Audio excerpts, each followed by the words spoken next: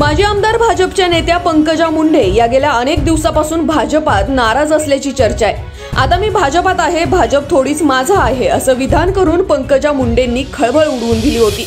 तसेच याआधी देखील पंकजा मुंडे यांनी भाजपाला घरचा आहेर दिला होता।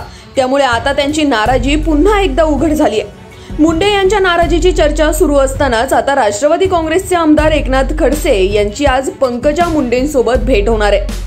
एकनाथ खडसे हे गोपीनाथ गडावर येणार आहेत। आज भाजपचे दिवंगत नेते माजी उपमुख्यमंत्री गोपीनाथ मुंडे यांच्या पुण्यतिथी निमित्ताने ते गोपीनाथ गडावर येणार असल्याची चर्चा आहे। यावेळी पंकजा मुंडे यांची त्यांच्यासोबत भेट होणार असल्याची माहिती समोर येत आहे। या भेटीत राजकीय चर्चा होण्याची दाट शक्यता आहे आणि त्याला कारण आहे भाजपमधील अंतर्गत राजकारण आणि पंकजा मुंडे यांची नाराजीची चर्चा। तसेच या भेटीपूर्वी राष्ट्रवादी काँग्रेसचे माजी मंत्री अनिल देशमुख यांनी देखील असे म्हटले की गेल्या काही दिवसांपासून पंकजाताई नाराज असल्याचे समजतंय। एकनाथ खडसे हे पूर्वी भाजपात असल्यामुळे त्यांचे पंकजाताईंशी चांगले संबंध आहेत, त्यामुळे त्यांची आज भेट होणार आहे।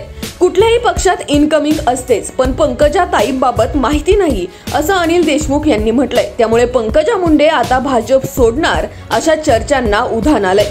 त्याचबरोबर आज पंकजा मुंडे गोपीनाथ गडावर काय भाषण करणार याकडे देखील पाहणं महत्त्वाचं ठरणार आहे।